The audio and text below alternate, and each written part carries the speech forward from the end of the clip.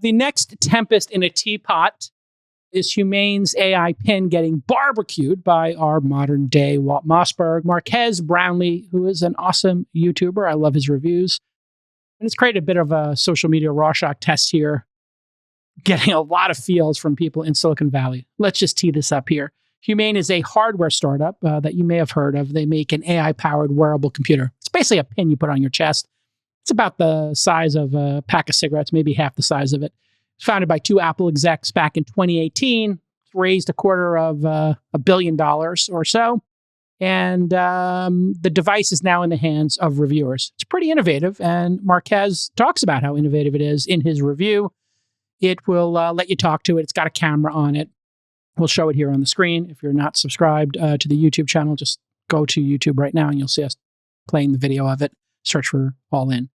And really interesting interface. It does obviously voice. It connects you to an LLM on the back end. So if you want to know, some piece of information, it can answer those questions for you. But Marquez showed it just absolutely failing at a bunch of tests, being overpriced, and he called it the worst product he's ever reviewed. He's very thoughtful and methodical, but the title is obviously a bit link baiting. As a co-founder of Engadget, I can tell you, if you want to get a lot of clicks, just say something is the best or the worst ever, and you're going to get 10 times the views. The Pin, according to him, doesn't do anything better than a smartphone. It's slow. It doesn't work. It's often wrong. It's $700. The battery sucks. So many different ways to go with this. Everybody is talking about it on X and in the media. Where do you stand on this one, Friedberg? Both on how people are responding to it in the tech industry as being like anti-tech, anti-innovation versus, hey, it's just a reviewer giving his candid feedback on a product that's clearly not ready for prime time. I think there's a lot of issues. One is just the challenge of deep tech, more specifically in this case, hardware investing. You have to invest a lot of capital before you even have your first product. And then you don't really know how well it works until you've already burned through a lot of capital. I mean, this is one of these stunning stories of a startup that has raised $250 million. And then they come out with their first product and it turns out it needs a lot of work because it doesn't do anything that consumers really are compelled by, as evidenced by the review. So I think it highlights that challenge and why that market finds, particularly in this environment, it to be so hard to get capitalized. Now, obviously, there are some entrepreneurs like Elon who can take that capital and drive to the outcome, spending hundreds of millions of dollars before you get your first rocket into space. And you have a lot of failings along the way. But the general tone of here is a deep tech investment is very likely to fail because you spend so much money before you even know. And at that point, you have less money and you can't really make the necessary iteration to get there. So it's a tough data point for other deep tech companies that need to raise a lot of capital. Then I think it brings up the point about ex-Apple people, that there's a degree of confidence because people come from Apple and a degree of hubris in the employees that come from Apple that says, I have worked at the best hardware company in the world, therefore this person is likely to succeed. And it turns out that when you don't have all that built-in infrastructure for testing and optimization, all of that built-in distribution, all of the feedback systems that Apple has engineered into their business model for so long, maybe you miss some of the data around what makes a product great or not before you launch. I think that's your key point, Friedberg. That is the best point, is these folks come from Apple. They're used to unlimited resources. And what you don't see is all the product Apple doesn't release, right? They never release their car, correct, Friedberg? And they get to... Well, I think then there's also this question about like, where is the value in the product? Because they thought, hey, if we have AI on a pin, it'll work, without the consumer feedback about whether or not people are willing to sit around and wait for 12 seconds to get an answer to a question. And then it brings up this other really important point, which is half the people in Silicon Valley are running breathlessly into the conversation saying, do not disparage a startup that's working really hard at getting their first product right. It'll destroy the motivation of other startups that need to kind of iterate to get there. And we can't just take the first V1 and say that's it. Chamath, your thoughts? You're Well, then laughing hysterical at this. Well, no, then the other half of Silicon Valley are running in and saying, this thing's a piece of shit. What are you talking about? It doesn't work. So it is a really interesting kind of, Rorschach. debate. Yeah, Rorschach test on what's going on. What people, Chamath, what do you see in this ink blot of a product? Neither of those two cohorts. I think that incredibly motivated, dedicated entrepreneurs don't even know that this is happening and don't care. Got it. In other words, the reviewers are going to review products and you just got to plow ahead and make a better product. The idea that in 2009, 10 or 11, right, that when all the rockets weren't working, and Elon was back against the wall, that he was reading TechCrunch or getting upset because a product failed, some other random product that had nothing to do with his, I think is laughable. I think no great entrepreneur cares. I don't think Freeberg is going to change what's happening at Ohalo based on, what is this thing called? Humane. Right. Freeberg, have you made decisions? Are you sadder today in Ohalo when you walked into the office to manage your team? Okay, so there you go. There's your answer. None of this matters. Your feeling on this? Yeah, I mean, I'm having a hard time understanding all the controversies this week. I mean, reviewers are going to review, protesters are going to protest, and NPR presidents are going to NPR. Here we go. I mean, what's going on? Everyone's just doing everyone's doing their job. Yeah. Here's an idea for the Humane team. Be thankful somebody took the time to review your product and give you candid feedback and incorporate it back into your product and make it work. And irreverent elitists will eat octopus.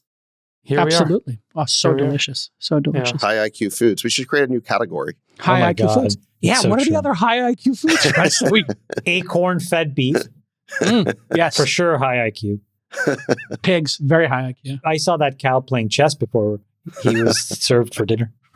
Actually, I was having a pulled pork sandwich from Buc-ee's, and it helped me solve Wordle for the day before I ate it. So I got Wordle in 2 tries. Oh, I'm so sorry. Oh, that one landed. I didn't want that one to land.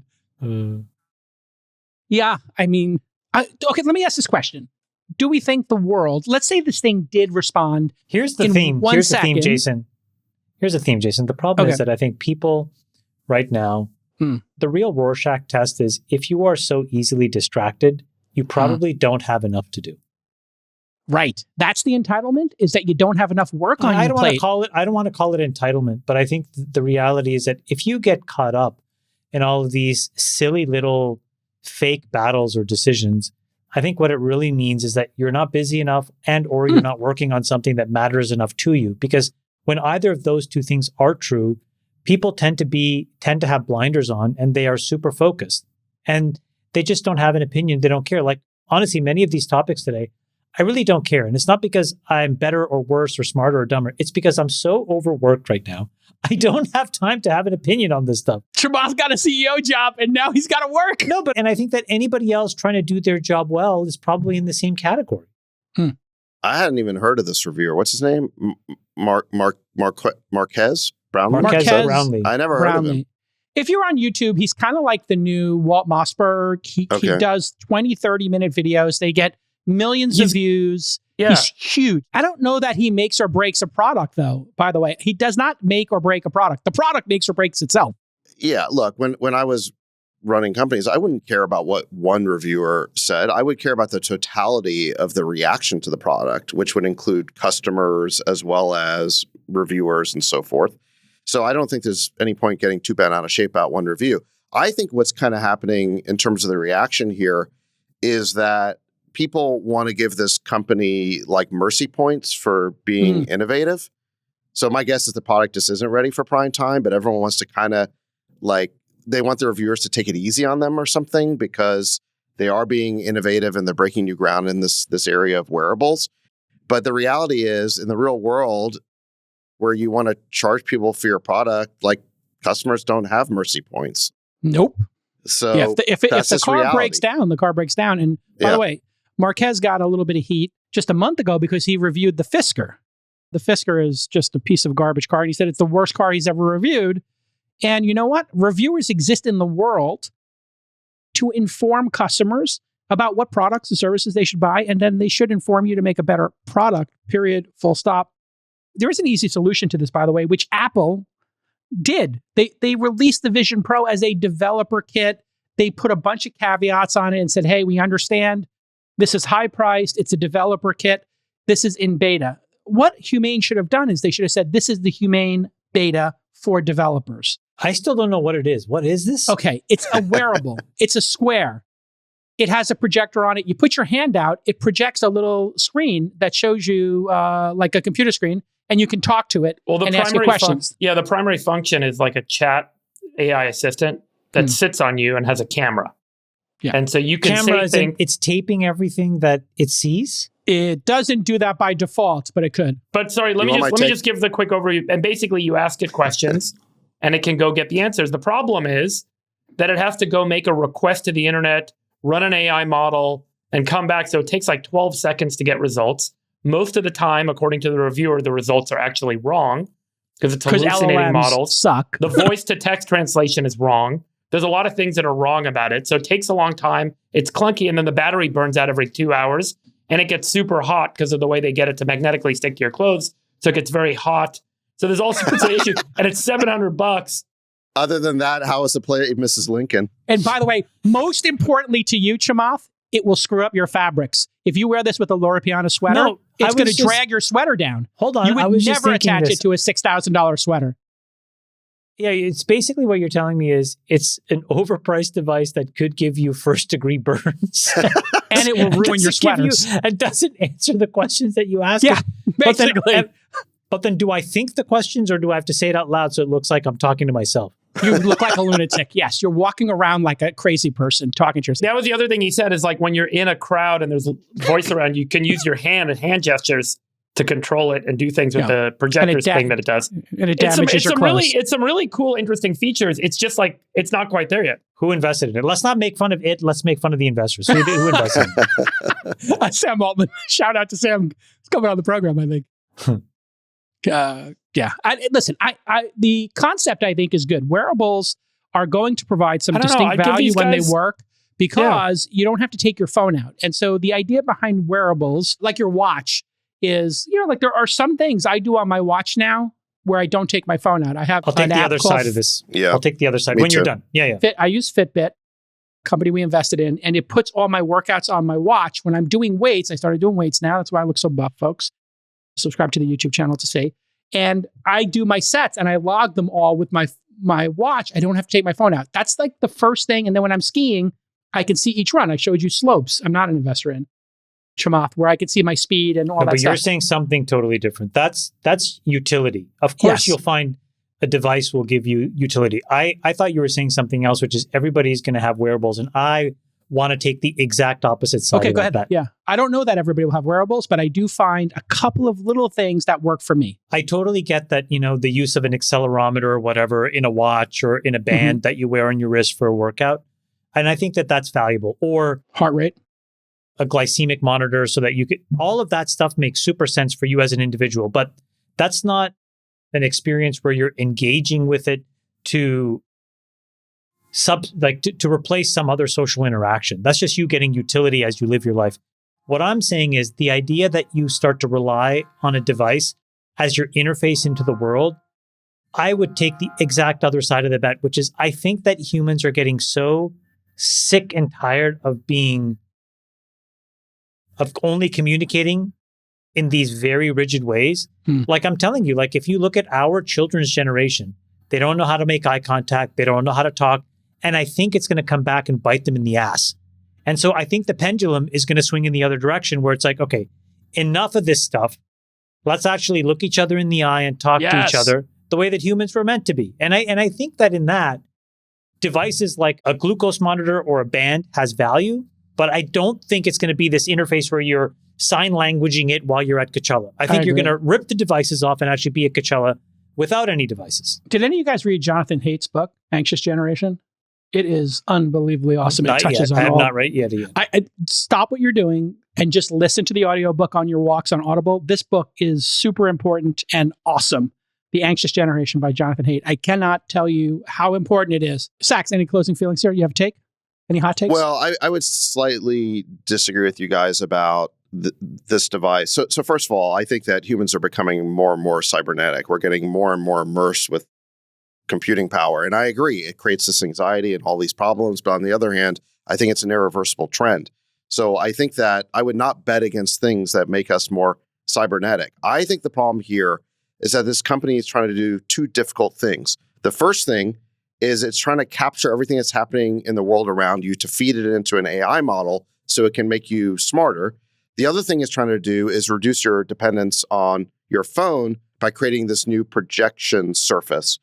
And, in my experience, when you try to do two hard things, you actually square the complexity and you square the difficulty as opposed to just adding it. Yes. So I think of these two things, the one that sounds interesting to me is taking in all the information from the physical world and putting it in an AI model that can be helpful to you.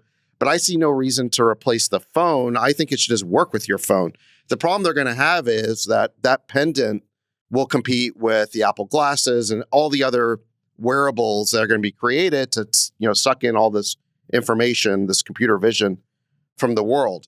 Nonetheless, I do think that is the opportunity. It's not replacing the phone. It's layering a new platform on top of the phone that can kind of, again, give you that Terminator mode in the real world. And that was a complaint about this device specifically, was that it was detached from the phone. I understand why they want to make it standalone, and then this opens up all the privacy. Let me ask the panel here, what do you think about this concept of recording the entire world, all these conversations and video with these devices? I think it's a quick way to get yourself punched in the face. I mean, we saw that with Google Glass.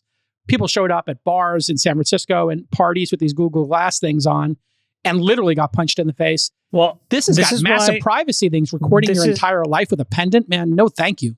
This is why I said what I said. I do think Sachs is right that ultimately you'll have some kind of brain interface, because I do think a chip implant of some kind is very valuable. But what I'm also saying is that I think that will actually lessen the social acceptability of these visible devices that are constantly getting in between you and another person. And so the idea that we're kind of already in a quasi-surveillance state, and now we're going to increase that by n factorial to the number of people, I think is very depressing. It is depressing. And you know what? In Jonathan Haidt's book, he talks about phone lockers for schools and the transformative power they have had. When you go to a school, there are some schools now, high schools, where the students put their phones in specific phone lockers. They do it in my kids. It's actually, Jason, these special pouches. Yeah, so those are the pouches comedians use, like Chappelle at his shows. Chappelle uses it. Kevin uses them. Yeah, exactly. And they're great. And then what the school now also teaches the kids, at least our school, which I found really interesting, is the graduated form of that is they actually now allow you to put it in a envelope, because they're training the kid. Like the pouch, you can't get access to. You have to go back to it locks. It locks. Go to the unlock device, yeah. And then I saw that my son last week had it actually in a white envelope, and he had to close the envelope and just keep it with him as like a way of graduating from the prison form of keeping the phone away to having it in your pocket. So the schools are trying to do a lot to try to teach these kids not to be so dependent on this. They should ban these devices at schools, 100%. And then at the poker game tonight, we should make people stack their phones and charge somebody $1,000 whoever takes the phone first. Yeah, I agree with that. Let's do it tonight. Let me give a shout out to one of my favorite sci-fi book series. It's called Nexus by Ramez Nam, and it's kind of this like cyberpunk futuristic series. But what he talks about is when we have this brain computer interface, you'll be able to upload your memories. And so, you talk about this idea of recording your whole life through a pendant. Well, eventually you'll be able to record your whole life based on just through your eyeballs. And, you'd be able to upload, in theory, a first-person view of whatever conversation you've been in, Yeah. And so there's a certain, look, this is pretty far off, but there is maybe a certain inevitability to that. And we're going to have to figure out how to deal with the privacy implications. There was a Black Mirror episode on this exact idea. Yep. Yeah, you have the DVR of your entire life. Yeah. And it is gnarly to think these things will exist. And I think humanity's going to have to make a decision, to fight this or embrace it. I think we should fight it. I think it's going to ruin social existence. And it's already ruined poker games, et cetera, when everybody's on their phone. It's ruined dinner parties when everybody's on their phones. The constant distraction is just horrific, and it's having a horrible impact on this generation. I'll double down on what you're saying. It is so lovely to be able to have a dinner where everybody just talks to each other and looks each other in the eyes. Yes. And then when you have a handful of people always on their phone, it's depressing. It's actually not even neutral. It's a net negative and a drag on the entire night.